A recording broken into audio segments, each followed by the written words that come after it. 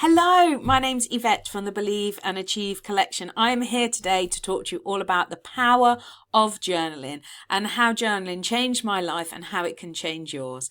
Journaling is an incredible tool for self-development and also professional and business development too. And it's such an easy thing to do, really, really easy. And I just want to talk to you about the power of it. As I say, my name's Yvette. I am an event host. I am a self-development mentor, a photographer, and also a course creator. I love taking everything I've learned during my adult life and helping other people with it, whether that be through courses, whether that be through these videos, or one-to-one basis. That's what I'm really passionate about, is helping others connect to themselves and grow in confidence, both personally and professionally.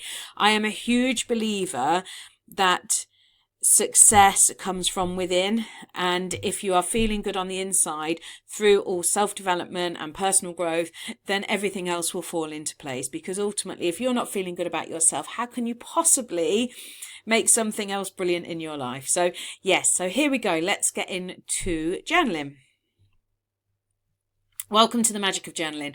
I love journaling, and I'm going to take you back a bit. I'm going to take you back about 5 years ago. I felt really stuck in my life. I wasn't sure where to go, what direction to go in. Everything felt very heavy on my mind. I'd go over the same things in my mind over and over again, like a continuous loop, and everything, I just couldn't figure out what I wanted to do. I couldn't work out where I wanted to go or who I wanted to be. And through journaling, that actually helped me come up with so many ideas, so much clarity. Journaling helped me reconnect with my thoughts. It helped me kind of separate the good stuff from the bad stuff. It helped me understand what I like, what I love, what I don't like, what I won't tolerate. It helped me put boundaries in place with people and situations that I wasn't happy with. And it helped me really find ultimately who I was. It helped bring a massive amount of clarity and calm and confidence to me, because I looked at it from a self-development point of view. I looked at it from a career perspective. I looked at it from a professional and business perspective, and I do all these things still now, but it's given me an amount of clarity that I never thought possible. But with everything, journaling isn't just a one-off thing. You have to keep going at it. You have to keep doing it. It's something that you work on continuously, because as humans, we're continuously evolving, we're continuously learning, we're continuously taking these things into our brains every day. So journaling is a great tool to just help kind of separate the good from the bad. It helps calm your mind and just helps you understand what it is that's important to you. With journaling, there's no rules, there's no pressure. You just do what feels right to you. It's not about doing something that has rules, regulations. It's about doing something that feels good. Light a candle, play some music, or grab your favorite drink. Whatever it is you do, just do something that helps you feel calm. My ritual is I journal first thing in the morning. So I get up, get showered, have breakfast, and I journal. Or very last thing at night, just before I switch the light off, I'll journal. And I journal in lots of different ways, which we'll talk about as we go through this. You will also note that on all of the slides there are affirmations. I'm a really huge user of affirmations, and I really believe in affirmations. So I've just done some affirmations on there. I'm not going to talk about affirmations within this webinar, but I have done an affirmation video a couple of years ago, and I'll put the link in to this as well so you can see it. So why journaling works? Journaling, as I say, has been a huge thing for me, and I am a big advocate in sharing stuff that works for me. Things work differently for everybody, but why it works is it clears your mental fog. It helps you make sense of your thoughts. How many times have you rolled around in bed at night, can't get to sleep because you have the same thing going over and over and over? Write it down. Get it off your head. Get it out your head, even. Not off your head. Get it out of your head. Write it down. It is that feeling of getting something off your chest. Sometimes it's talking to a good friend. Sometimes what we're thinking and feeling you don't want to share because it's too personal, or maybe it's too hard, or maybe it's just a secret. Journaling is exactly for that. It's your new best friend. Write it all down, keep it secret, because your journal is for your eyes only. It doesn't matter how you write. It doesn't matter about your spelling, your grammar, how you put it in your book. However you do it, it's completely yours. So you can use it however you like. You can write down on a piece of paper and then burn it, obviously safely if you want, whatever works for you. But your journal is private. It's your diary. And it's a really, really good thing. But it's really about clearing that mental fog. Journaling really helps build emotional awareness. I have to say that journaling has been a really huge thing for me to understand my emotions, to understand my triggers, to understand what I like, what I don't like. It's helped me work through some of my emotions, especially stuff that I found difficult or I've really found difficult to articulate. Something that I just don't understand why I'm feeling this way. Writing it down has helped me understand that. And it creates resilience through reflection, because you're writing something down and you can go back obviously to what you write and reread it and think, okay, I understand this better now.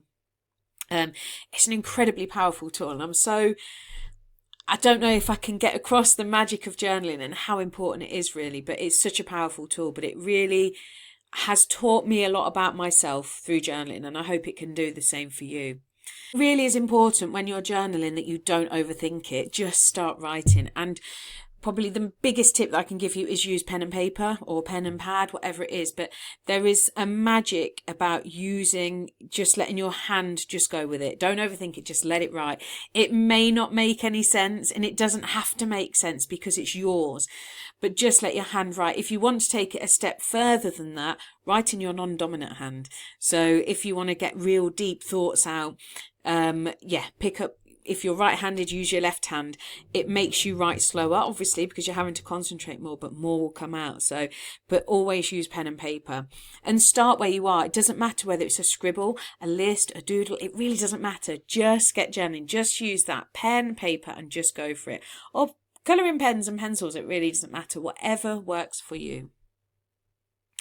I just spoke about this, the magic of writing by hand. It does slow the mind, so it helps you process deeper. You're not just talking about you're not thinking about those things at the very front of your mind. You go in much deeper. It strengthens your memory and intention. You're kind of you're taking your time to write.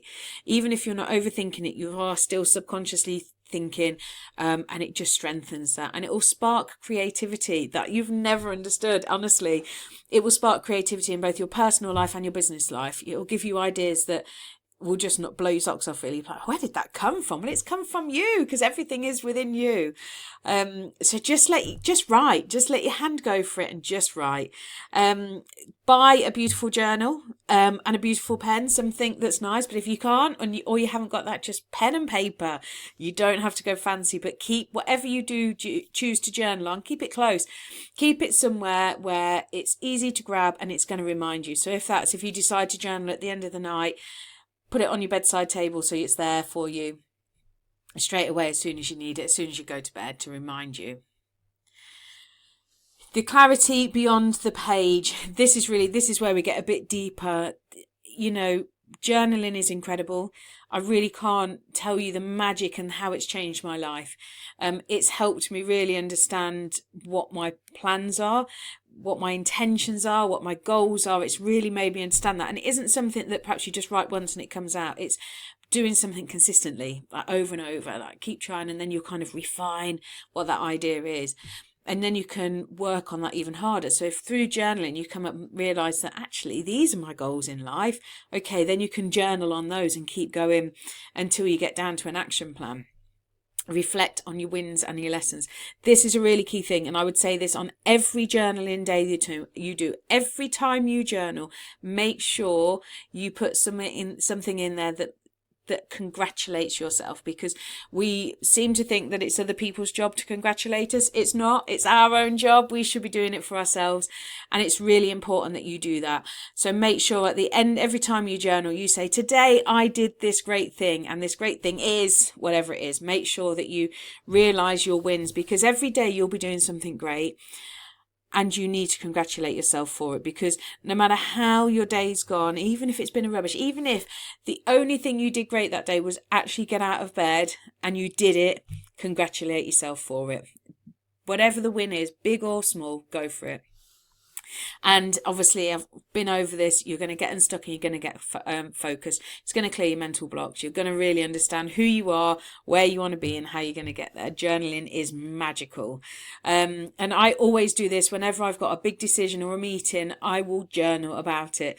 I will just kind of figure out what it is that I want the outcome to be, how I'm going to deal with it, what I'm going to go in. And honestly, the anxiety goes from here right down. It's just magical. So there's a few ways you can journal, but obviously these are just examples and there are a million ways that you can do it. You just find the way for you. But I use all of these, to be honest. So sometimes I just free write. So if I'm at a point where I don't understand why I'm feeling like I'm feeling, I will just free write and just let it come out and see what comes out from that. And that normally then gives me the next step of some clarity and okay, this is why I'm feeling this, and then I can journal some more. Guided prompts, I use a lot of guided prompts, and I've got a brilliant download which I'll put the link in on this in the comments. I'll put the link in. I've got a brilliant download of different guided prompts because I think they can be really helpful, especially if you're not used to journaling. And it can be a question, it could be a statement, and there's different ways of using them. And obviously you can create your own, you can find them. I actually wrote a book, I think it was 2021, a guided journal. I just felt like I wrote the book that I needed, which was a load of journal prompts. And it's a bit of my story as well. And I'll put the link in for that as well, because that's really good. It's actually, I'll show you quickly. It's a great big book. I don't know if you can see that. Great big book. Loads of journal prompts in, big A4, chunky thing. But it's like a workbook of self-development and improving your mindset. But guided prompts are a really good way to go, especially if you're not sure. I use a mix. Sometimes I use guided prompts. Sometimes I find a guided prompt. I think I just like that. So I use it regularly over and over again, and I'll adapt it to how I'm feeling and what I want to do. Gratitude journaling. I am the hugest fan of gratitude journaling. I think it's very, very powerful. I have to say, gratitude journaling on its own is the way completely diminishes any anxiety I have. So if I'm feeling anxious about something or worried, I gratitude journal, and it just takes it right down to zero. It's so powerful. And I have prompts. I don't just write a list of 10 things like house, car, kids, whatever. I actually write a sentence. So I'll put something along the lines of, I am so grateful that, whatever, because, and then give a reason why. So, for example, it might be, I'm so grateful that I have my home because it keeps us warm and safe, and it's somewhere where we can sleep safely every night. I don't know, just an example. But I don't just write a list of 10 things. I make it into a sentence and actually make myself think deeper. Like, why am I grateful that I've got this thing or this person or this situation or this opportunity? Why am I grateful for that? Because again, it's going back into really bringing out those emotions and that feeling of happiness, I think, and contentment that you get. So yeah, gratitude journey is a whole thing. I should probably do a webinar on that actually. Goal setting and reflection. This is a great one, especially if you're really on a personal development route or a professional trajectory. It's a really good thing to do. So set your goals, whether they're personal or professional, doesn't really matter. Set your goals and then reflect on them, work out your route, what you're going to do with them. And also you can track your progress and growth. So actually you track what's going well, what's not going so well, and figure it out and how it's making you feel. Because, and this is a separate thing as well, but sometimes we get a bit misguided with our goals. Sometimes we're influenced by other people or other situations or social media, and we put goals down that aren't necessarily ours, or it's because our ego's talking rather than what we are. And journaling to figure out what your real goals are is really powerful. And what you'll find is when a goal is truly yours and it's something you truly want to do, you will achieve it. If you're doing something because your ego's telling you, or it's to keep up with the people on social media or your friend down the road, it's never going to work. You're never going to achieve it. Your goals have to be really about you. And journaling is a great way to bring those out and bring those to the forefront. So a great thing. And free write, I think I've already said this one. Just go for it. Just write. Write with your right hand, your left hand, just go. Don't worry about it. But my big thing is whatever you choose, don't overthink it. Just write. Let the process work. It is a quiet magic. It's brilliant, and I love journaling. I hope that's coming across. I've done some journal prompts for you here. You can feel free to write them down or pause the video, obviously. But these are some just to get you going. So what feels noisy or cluttered in your mind today? Identify your mental distractions. What would bring more clarity or calm into your week? Explore potential solutions. And what's one small thing you're proud of lately? That's the biggie one. Do that more than any of them. And remember, there is no pressure and no editing. Just let your pen move and trust the process. This isn't about going back and correcting. This is about getting everything out and just letting it flow. You will be amazed what comes out, especially as you start just trusting the process. You will be, honestly, it's life-changing. So make journaling a gentle habit. I've already spoken about this a little bit, but choose a consistent time, build it into your routine. So if you get up in the morning and go and have a coffee and then doom scroll on your phone, put the phone down, make that your journaling time. Maybe it's just before you go to bed when everyone's asleep and it's nice and calm, you journal. Maybe it's something you do at lunchtime when you sat at the work canteen or something and you just want to journal. Whatever it is, just make it work and make it fit into your routine. Again, it's just pen and paper, so it's not exactly going to take up a lot of space or a lot of time. Keep your journal visible for you. Keep it somewhere or maybe you have it next to your bed, or maybe you leave it next to the coffee machine, whatever works for you. And start small. Just do a couple of lines a day. It's enough. Honestly, you don't have to start writing great big essays. Of course you can. And some of you will. Some of you will just start going and it will just flow and flow and flow. Just a couple of things a day, because for some people this will be brand new and a completely different way of doing things. Just start small. There's no pressure. And the only person putting pressure on you is you anyway. Just start. So that brings us to the end of the journaling webinar. I really hope you've enjoyed that, and I will put the link to the guided prompts that I've got that are on my website. My website is www.believe-achieve.co.uk.